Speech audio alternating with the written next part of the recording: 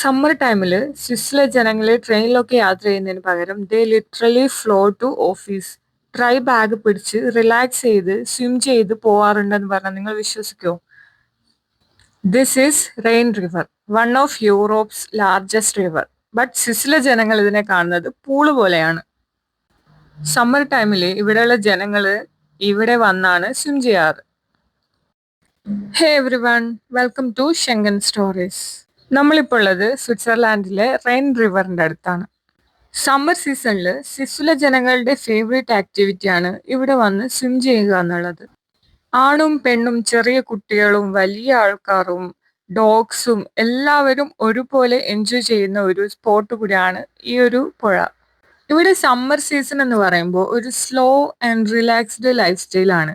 People gather by river side, have food, listen to music, float for hours. ഇതൊക്കെയാണ് ഇവരുടെ entertainment. പുഴയുടെ അറ്റത്ത് വന്നിട്ട് ഒരു ബാഗില് ഇവരുടെ ഫോണും മറ്റാവശ്യമായ എല്ലാ ഐറ്റംസും ഇട്ട് ലോക്ക് ചെയ്താണ് ഇവര് സ്വിമ്മിങ് സ്റ്റാർട്ട് ചെയ്യുന്നത്.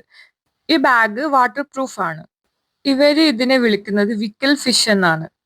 ഒഴുകിപ്പോകുന്ന വെള്ളമായതിനാൽ ഈ വിക്കൽ ഫിഷ് യൂസ് ചെയ്തിട്ടാണ് ഇവര് സ്വിം ചെയ്യുന്നത്. വെള്ളം ഒഴുകി പോകുന്നതിനാൽ വെള്ളത്തിന്റെ ഫ്ലോ അനുസരിച്ച് നമ്മളും അതേ വഴി ഒഴുകി പോവുകയാണ് ചെയ്യാറ്. ഒരുപാട് പേര് ഇവിടെ ഇത് ചെയ്യാൻ വരുന്നുണ്ട്. സമ്മറിൽ ഓൾമോസ്റ്റ് സ്വിസ്സിലുള്ള എല്ലാ ജനങ്ങളും ഇവിടെ ഉണ്ടാവും.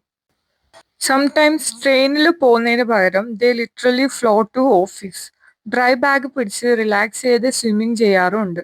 ബാഗിൽ അവർക്ക് വേണ്ട എല്ലാ ഐറ്റംസും ഇട്ട് ലോക്ക് ചെയ്ത് കഴിഞ്ഞാൽ വാട്ടർ പ്രൂഫ് ആയതിനാൽ വെള്ളത്തിന്റെ മുകളിലാണ് നിൽക്കുക.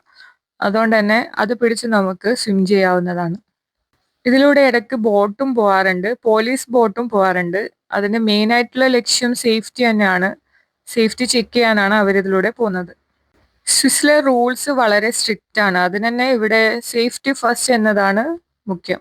ഇവിടെ സേഫ്റ്റി സൈൻ ബോർഡ് ഒക്കെ കൊടുത്തിട്ടുണ്ട്. ഇതിൽ എല്ലാ പാർട്സും സ്വിമ്മിങ്ങിന് അലോ ചെയ്യുന്നതല്ല. ഓൺലി ഡെസിഗ്നേറ്റഡ് ഏരിയാസ് മാത്രമാണ് സ്വിമ്മിങ് അലോ ചെയ്യുന്നത്. സ്വിസ്സിലെ റൂൾസ് അനുസരിച്ചിട്ട് ഇതൊക്കെ നോക്കിയിട്ടാണ് നമ്മളിവിടെ സ്വിം ചെയ്യാൻ വരേണ്ടത്. മാത്രമല്ല അതിൽ കൊടുത്തിട്ടുള്ള റൂൾസ് അനുസരിച്ച് ഗ്രൂപ്പായിട്ടേ സ്വിം ചെയ്യാൻ പറ്റുള്ളൂ. And use floating bags and avoid alcohol before swimming. കിഡ്സിന് സേഫ്റ്റിക്ക് വേണ്ടിയിട്ട് സ്വിമ്മിങ് സൂട്ട്സും യൂസ് ചെയ്യുക എന്നൊക്കെയാണ് ഇതിൽ കൊടുത്തിട്ടുള്ളത്. സ്വിമ്മിങ് കഴിഞ്ഞാൽ എല്ലാവരും ഇതിന്റെ സൈഡിൽ ഇരുന്ന് ഈ സൺസെറ്റ് ഒക്കെ ആസ്വദിച്ച് ഇങ്ങനെ ഇതിന്റെ സൈഡിൽ ഇരിക്കാറാണ്. ഇവിടെ വലിയ അരയന്നങ്ങളും ഡോഗ്സും എല്ലാം സ്വിമ്മിങ് ചെയ്യാൻ വരാറുണ്ട്. സോ ഇതൊക്കെ കണ്ടിരിക്കാനും ഒരു വൈബ് തന്നെയാണ്. Thanks for watching.